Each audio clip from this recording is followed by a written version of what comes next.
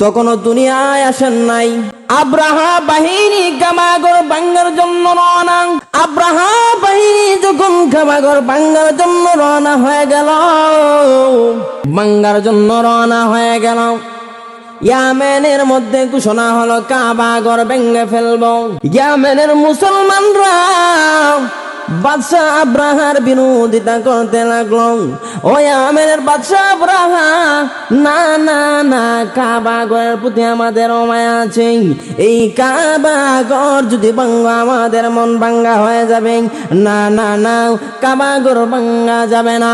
এবার আব্রাহা ইয়ামেনের মুসলমানদের সঙ্গে যুদ্ধ শুরু করে দিল। ইয়ামেনের মুসলমানরা যুদ্ধ করে আব্রাহার সঙ্গে পারে নাই।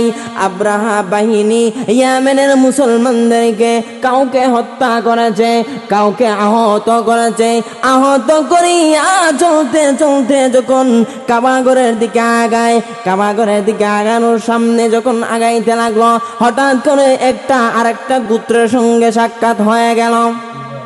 আরেকটা গোত্রের সঙ্গে যখন সাক্ষাৎ হয়ে গেল, আব্রাহা বাহিনী বলতেছে, তোমরা যদি আমার সঙ্গে যুদ্ধ করতে চাও, আমরা তোমাদের সঙ্গে যুদ্ধ করব।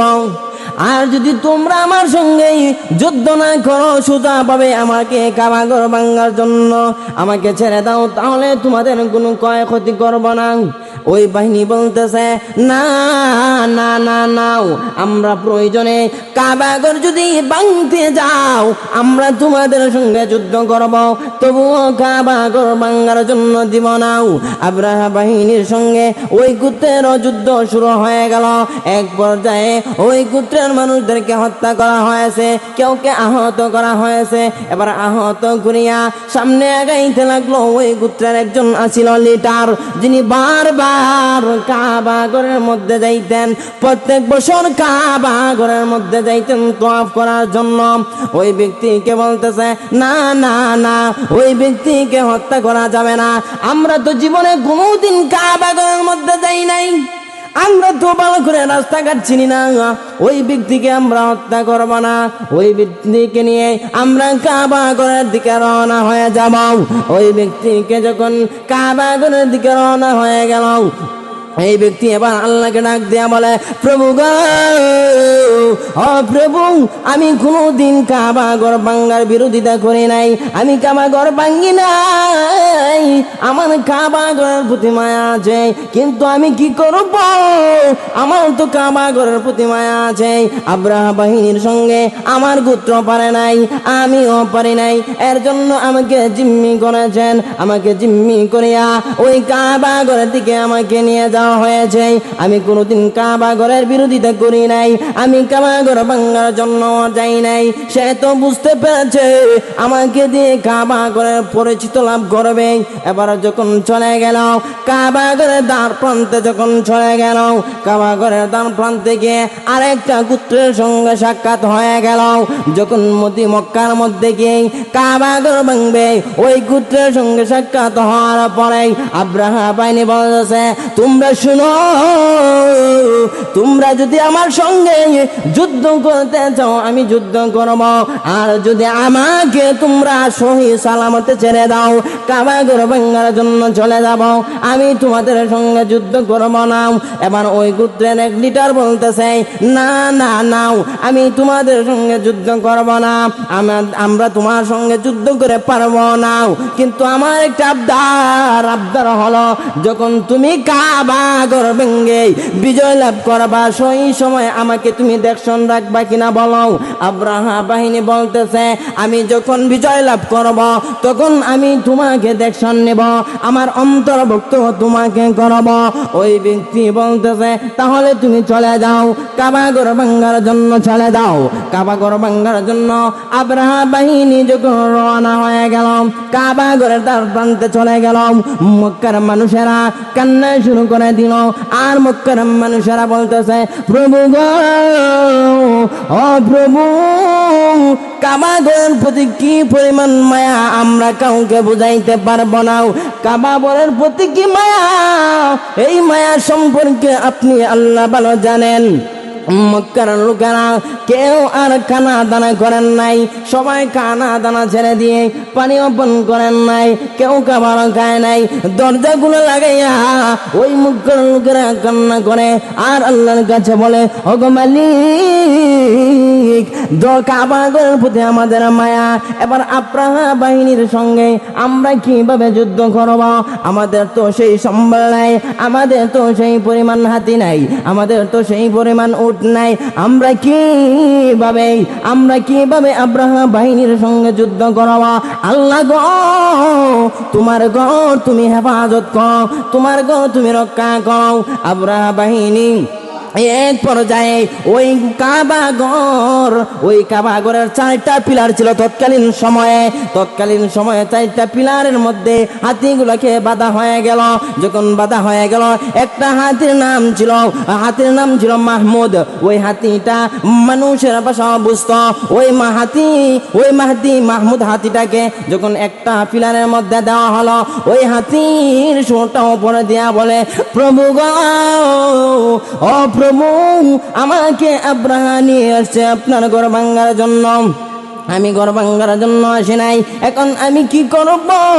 দুনিয়াতে তো আপনি আমাকে পাঠাইছেন মানুষের ইবাদত করার জন্য, আমি তার গোলাম হয়ে গেলাম। এখন আপনার ঘর ভাঙবে, আমার মন চায় না আমি কাবা ঘর ভাঙবো। এবার যখন ভাঙবেন, পিলারের মধ্যে রশি দিয়ে হাতির পায়ের মধ্যে বেঁধে দেওয়া হয়ে গেল। এবার আব্রাহা বাহিনী এবার বলতেছে, কাবা ঘরের দরজাটা খুলে দাও। মক্কার মানুষকে বলতেছে, কাবা ঘরের দরজা কে খুলে দিবে? কার কাছে চাবি আছে? তোমরা তাড়াতাড়ি চলে আসো। এবার আব্রাহা বাহিনীর কাছে সবাই মক্কার লোকেরা এসে বলতেছে, আমাদের কাছে তো কাবা ঘরের চাবি নাই। কার কাছে চাবি? আব্দুল মুত্তালিবের কাছে কাবা ঘরের চাবি। আব্দুল মুত্তালিবের কাছে চিঠি লেখলা, আব্দুল মুত্তালিব, আমরা কাবা ঘর ভাঙবো, কাবা ঘর ভাঙার জন্য আমরা আসছি। আপনি যদি যুদ্ধ করতে চান চলে আসুন, আপনার সঙ্গে যুদ্ধ করব। আর যদি আপনি যুদ্ধ না করেন তাহলে তালাটা খুলে দেন, আমরা সশরীরে সুন্দরভাবে কাবা ঘর ভেঙে যাব। এবার আব্দুল মুত্তালিব ওই আব্রাহার চিঠির উত্তরে বলতেছে, আব্রাহা রে, এই মসজিদের দায়িত্ব, এই ঘরের চাবিটা শুধু আমার কাছে আছে। আমি ওই ঘরের রক্ষণাবেক্ষণ, আমি ওই ঘর হেফাজত করতে পারবো না। যার ঘর সে রক্ষা করবে স্বয়ং আল্লাহ পাক রব্বুল আলামিনের ঘর, আল্লাহ পাক রব্বুল আলামিন ওই হেফাজত করবে। এবার আব্রাহা বাহিনীর চিঠি গেল আব্দুল মুত্তালিবের কাছে, ও আব্দুল মুত্তালিব, তুমি তো ওই ঘরের রক্ষণাবেক্ষণ, এবার চাবি দাও, আমরা ওই ঘর ভেঙে ফেলবো। আব্রাহার এই চিঠির উত্তরে বলতেছে, ও আব্রাহা, আমি এই ঘর রক্ষা করার মালিক নয়, আমি ওই ঘর রক্ষা করতেও পারবো না, কিন্তু যার ঘর সেই রক্ষা করবে। তবে আমার একটা দাবি হলো, তুমি আসার সময় আমার গোত্রের মানুষের যে ছাগলগুলা মাঠের মধ্যে ছিল, বকরিগুলা ছিল, উটগুলা ছিল, তার অনেক ক্ষয়ক্ষতি হয়ে গিয়েছে। তুমি ওইগুলার ক্ষয়ক্ষতির ভরণ পোষণ আমাকে দিয়ে দাও, আমি আপনাকে কোনো বাধা দিব না। কাবাঘর আপনি ভাঙবেন, আল্লাহর কাবাঘর আল্লাহ হেফাজত করব, সেটা আল্লাহর ব্যাপার। এবার তুমি যে আমার ক্ষয়ক্ষতি করেছ, আমার মক্কাবাসী যে ক্ষয়ক্ষতি করেছ, সেইগুলো আমাকে ফেরত দিয়ে দাও। আব্রাহা আশ্চর্য হয়ে গেল, কিরে, যে আব্দুল মুত্তালিবকে চাবি দেওয়া হয়েছে, কাবাঘরের রক্ষণাবেক্ষণ দেওয়া হয়েছে, সেই আব্দুল মুত্তালিব বলতেছে আমি রক্ষা করতে পারবো না, তাহলে তো আমরা সুন্দরভাবে সেই কাবাঘর ভেঙে চলে যাইতে পারবো। এবার আব্রাহা কি করলো? আব্রাহা তার এই বকরি, উট, ছাগলগুলা যে ক্ষয়ক্ষতি হয়েছিল, দেখবেন অনেক মানুষ যেভাবে মিছিল যদি নিয়ে আসে, যদি ওই মিছিল যাওয়ার সময় একটা ক্ষেতের আইলেতে যায়, শুধু কি আইলেই পারবে না ক্ষেতের আরো গুছা ভাঙবে? কথা বলেন, গুছা ভাঙবে না? তো এইভাবে একটা উদাহরণ আর কি, এইভাবে আব্দুল মুত্তালিব বলতেছে, তুমি আসার সময় আমার অনেক বকরি, অনেক ছাগল, অনেক উট নষ্ট হয়েছে, সেইগুলার ভরণ পোষণ দিয়ে দেন, আমি কাবাঘর থেকে চলে যাব। আপনার কাবাঘর, আল্লাহর কাবাঘর আল্লাহ রক্ষা করবে, আর আপনার যদি হিম্মতে দেয় আপনি ভাঙবেন। এবার আব্রাহা এক করে মন ফ্রেশ, আমি কাবাঘর ভেঙে ফেলবো। এবার আব্দুল মুত্তালিব চলে গেল। আব্দুল মুত্তালিব গিয়ে, তখনও নবী করিম সাল্লাল্লাহু আলাইহি সাল্লাম দুনিয়ায় আসেন নাই। নবী করিম সাল্লাল্লাহু আলাইহি সাল্লাম দুনিয়ায় আসার আগের কাবাঘর ভাঙ্গার ঘটনা। এবার আব্দুল মুত্তালিব চলে গেল ঘরে, গিয়া নবী করিম সাল্লাল্লাহু আলাইহি সাল্লামের মা আমেনাকে ডাক দিয়ে বলতেছে, ও আমেনা, তুমি কোথায় গো মা আমেনা? ও মা তুমি আসো, তুমি বাহিরে চলে আসো গো মা আমেনা। আমি কাবা ঘর থেকে চলে আসছি, কাবা ঘর ভেঙে ফেলবেন। ও মা আমেনা, তুমি বাহিরে চলে আসো, বাহিরে চলে আসো। আমেনাকে নিয়ে একটা গুহার মধ্যে চলে গেল। মক্কার লোকেরা কেউ ঘরের দরজার মধ্যে ধরে কান্না করে, কেউ ঘরের পালার মধ্যে ধরে কান্না করে, কেউ বিছানায় শুয়ে শুয়ে কান্না করে। আর আল্লাহর কাছে বলে, প্রভু গো, কাবা ঘরকে ভেঙে ফেলবে, আমাদের তো বরদাস্ত হইতেছে না, কি করব? আমরা হিম্মত নাই, আমাদের তো আর শক্তি নাই। আব্রাহা বাহিনীর সঙ্গে যুদ্ধ করব। আপনার ঘর আপনি যদি রক্ষা করুন, তাহলে আর কেউ ভাঙতে পারবে না। মা আমেনাকে নিয়ে যখন দোয়া করতে লাগলো, আর যখন দোয়া করতে লাগলো, মক্কার সবার চোখ দিয়ে পানি পড়তে লাগলো। মক্কার সবাই যখন কান্না শুরু করে দিল, আব্রাহা বাহিনী যখন কাবা ঘরকে ভেঙে ফেলবে, তখন আল্লাহ পাক রব্বুল আলামিন তখন সঙ্গে সঙ্গে মক্কার লোকেরা বলতে লাগলো, হঠাৎ করে তাকায়া দেখি গো, হঠাৎ করে তাকায়া দেখি পশ্চিম দিক থেকে একটা নদী থেকে, একটা নদীর উপর থেকে, আকাশের নিচ থেকে হঠাৎ করে তাকায়া দেখি যাকে যাকে ফুক আসতেছে, যেইভাবে যাকে যাকে ফরিন আসে, ফুক ফরিন্দা আসে। মক্কার লোকেরা বলে, আমরা হঠাৎ করে তাকায়া দেখি ওই আকাশ থেকে আর জমিনের উপর থেকে কি জানি কালো আশা করে আসতেছে। হঠাৎ করে দেখি যখন মক্কার প্রান্তরে চলে আসলো, দ্বারের কাছে চলে আসলো, আল্লাহ বলেন, তাইরান আবাবিল তারমিহিম বিহিজারাতিম মিন সিজ্জিল। আল্লাহ পাক রব্বুল আলামিন বলেন, তাইরান আবাবিল, আবাবিল পাখি দিয়া, সিজ্জিল নামক পাথর দিয়া আমি আল্লাহ পাক রব্বুল আলামিন কাবা ঘরকে রক্ষা করার দায়িত্ব নিয়ে নিলাম। আব্রাহা বাহিনীকে আল্লাহ তাআলা তাইরান আবাবিল তারমিহিম বিহিজারাতিম মিন সিজ্জিল, সিজ্জিল নামক পাথর দিয়া যখন তাইরান আবাবিল, আবাবিল পাখিকে পাঠাইলেন। সিজ্জিল নামক পাথর, এক একটা পাখির মধ্যে 3টা করে পাথর ছিল। 2টা ছিল পায়ের মুষ্টির ভিতরে, আর একটা ছিল টুটের মধ্যে। ওই আবাবিল পাখি যখন ওই সিজ্জিল নামক পাথর নিয়া ওই কাবা ঘরের ওই আব্রাহা বাহিনীর উপর আক্রমণ করে, কিতাবের মধ্যে আসছে একটা পাথর যখন কোনো ব্যক্তির উপর পড়ে, ওই পাথরটা পড়তে দেরি হয়, তার মাথায় পড়লে পা পর্যন্ত ছিদ্র হইতে দেরি হয় না। এই সিজ্জিল নামক পাথর ছোট ছোট একটা পাথর, ছোট ছোট কণার মতো সেই পাথর। এই কণার মতো পাথরটা মাথায় পড়লে পুরো শরীরটা ছিদ্র হয়ে যায়। আল্লাহ তাআলার কেমন এই পাওয়ার, কিন্তু আব্রাহা বাহিনী তো আর জানে না, বুঝতে পারে না যে আল্লাহ তাআলা এত পাওয়ার। এক পর্যায়ে এই আব্রাহা বাহিনীর পর এমন আক্রমণ শুরু হয়ে গেল যে আক্রমণের কারণে আব্রাহা বাহিনী আর কাবা ঘর ভাঙতে পারে নাই। কিতাবের মধ্যে আসছে যে আব্রাহা এক পর্যায়ে আব্রাহাকে এই পাথরের আঘাতে এমনভাবে হত্যা করা হয়েছে, সে নিজে ওই মাঠের মধ্যে কাবাঘর ভাঙ্গা অবস্থায় আসছিল, যে এই অবস্থায় তার ইন্তেকাল হয়ে গেছে, আর এখান থেকে সে ডাইরেক্ট জাহান্নামে চলে গেছে। বলেন নাউজুবিল্লাহ। এই কাবাঘরের কেমন ইতিহাস! হযরত ইব্রাহিম আলাইহিস সালাতু ওয়াস সালাম আল্লাহ পাক রব্বুল আলামিনের কাছে দোয়া করতেন, রব্বি হাবলি মিনাস সালিহিন, ও আল্লাহ আমাকে একটা নেক সন্তান দান করুন। ইব্রাহিম আলাইহিস সালাতু ওয়াস সালাম আল্লাহ পাক রব্বুল আলামিনের কাছ থেকে একটা সন্তান ইসমাঈল আলাইহিস সালাতু ওয়াস সালামকে আল্লাহর কাছ থেকে চেয়ে আনলেন। ইব্রাহিম আলাইহিস সালাতু ওয়াস সালাম এবং ইসমাঈল আলাইহিস সালাতু ওয়াস সালামের করুণ ইতিহাস আল্লাহ পাক রব্বুল আলামিন ইব্রাহিম আলাইহিস সালাতু ওয়াস সালামকে স্বপ্ন দেখায়, ও ইব্রাহিম,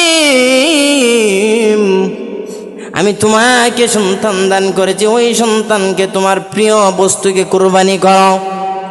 আল্লাহর পয়গম্বর ইব্রাহিম ইসমাইলকে কুরবানি করবেন। আল্লাহ তাআলা স্বপ্নের মাধ্যমে জানায় দেয়, ইব্রাহিম ইসমাইল আলাইহিস সালাতু ওয়াস সালামকে জানায়, ইসমাইল রাজি হয়ে যায়। এক পর্যায়ে রাজি হয়ে যাওয়ার পর ইসমাইলকে জবাই করে দিবেন। আপনারা ইতিহাস জানেন, ইসমাইলকে জবাই করে দিবেন, তখন ইসমাইলের গলায় ছুরি ধরা হয়ে গেল। ইসমাইলের গলায় ছুরি চলে না।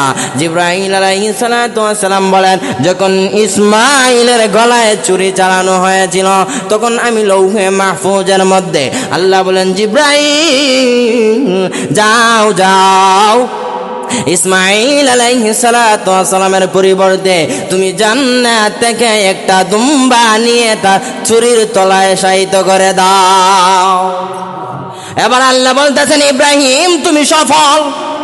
তোমাকে আমি স্বপ্নের মাধ্যমে দেখেছিলাম তোমার সন্তানকে কুরবানি করবা, আমি তোমার সন্তানকে কুরবানি করে নাই, তোমার মনের কুরবানি আমার কাছে কবুল হয়ে গেল।